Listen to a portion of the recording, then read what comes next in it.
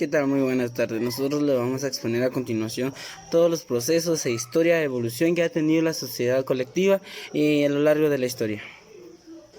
Yo les voy a hacer mención sobre la evolución que ha tenido la sociedad colectiva a lo largo de la historia.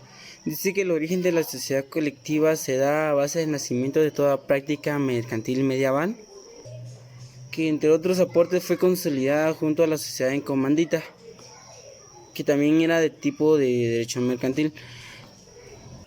En el comercio medieval de la sociedad colectiva del derecho romano se convirtió en la llamada compañía, siendo esta creada con fines de lucro, con su propio domicilio y su propia razón social, el cual era elegida por todos los socios de esta sociedad colectiva.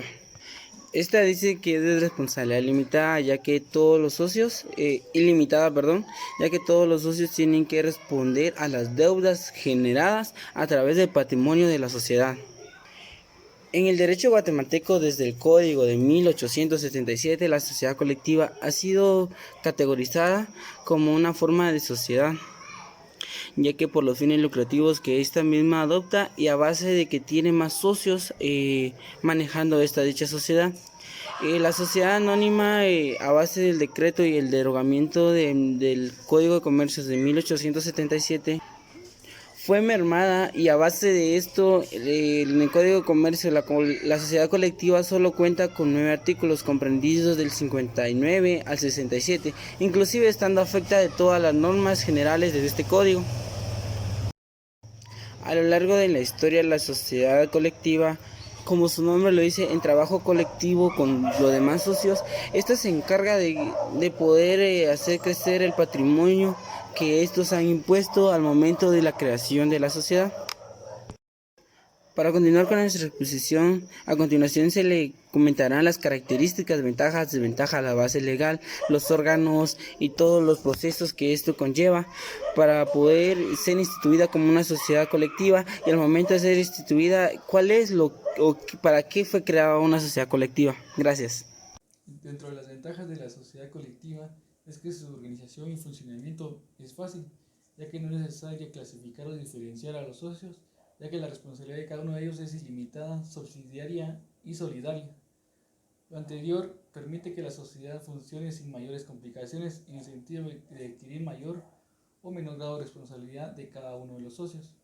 Posee una forma flexible de administración, ya que su administración es llevada por todos los socios, no solo por uno.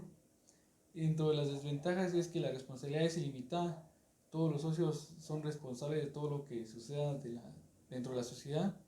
Digamos, pueden ser las deudas, todo lo que traiga la sociedad. Y la otra desventaja es que es de carácter personalista, ya que como existen diversos criterios de los socios, no pueden llegar a un mismo punto, sino que lleva algo de tiempo para que todos estén de acuerdo.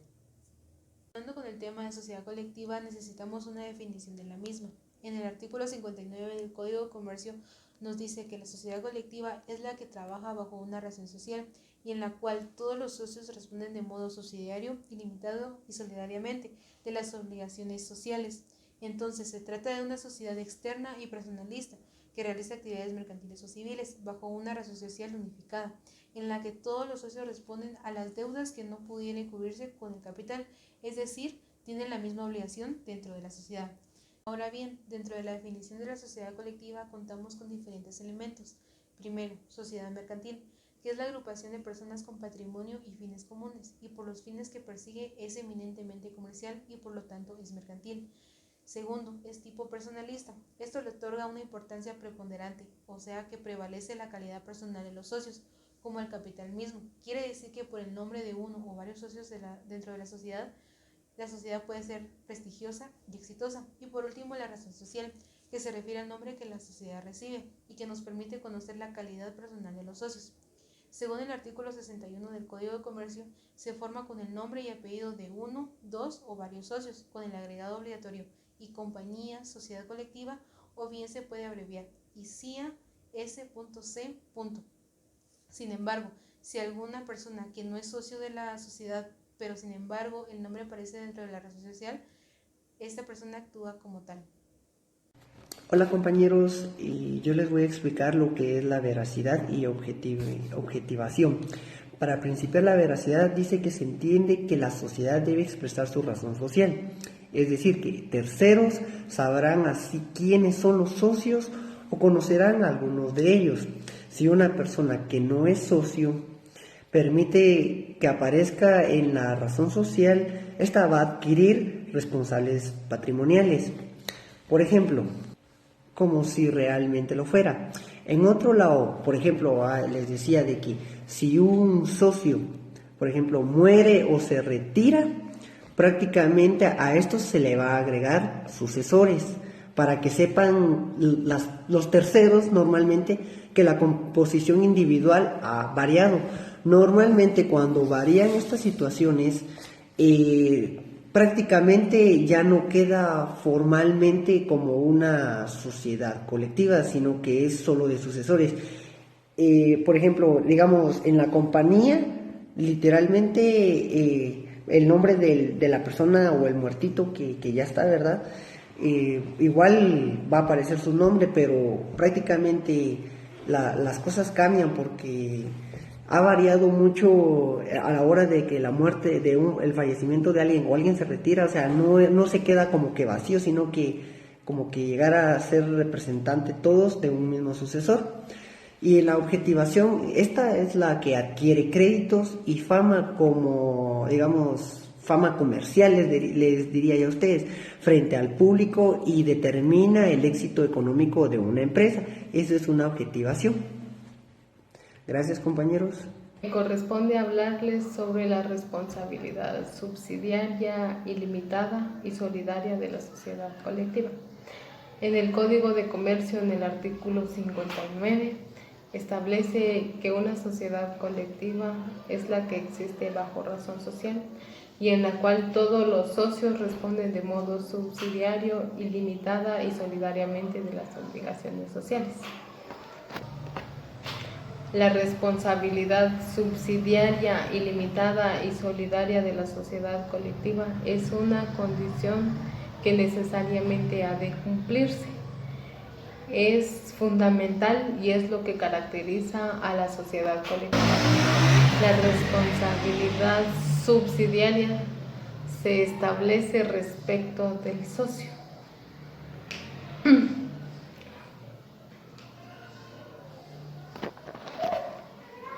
Este tipo de responsabilidad se establece respecto del socio.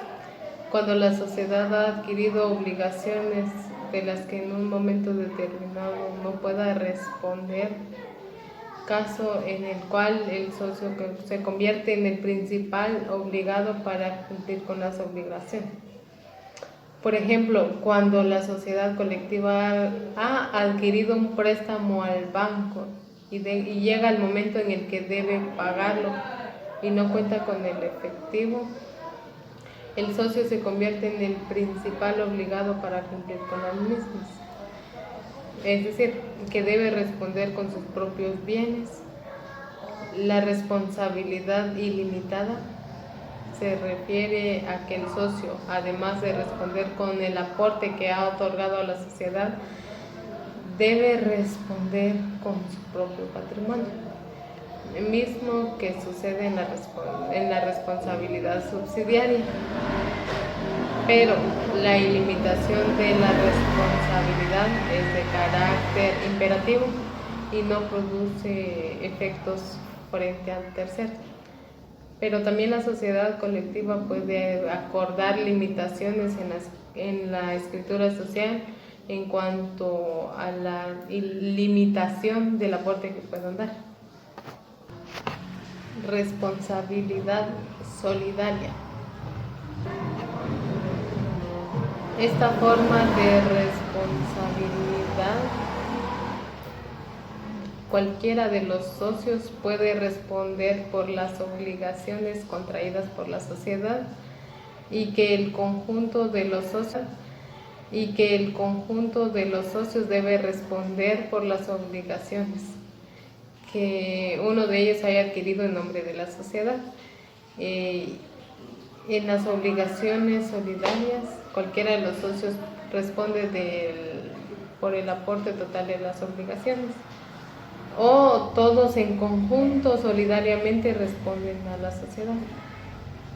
Pero si en la escritura social se pactó una limitación de la responsabilidad, el socio que paga la totalidad de la obligación tiene derecho a repartir entre los demás socios para que reintegren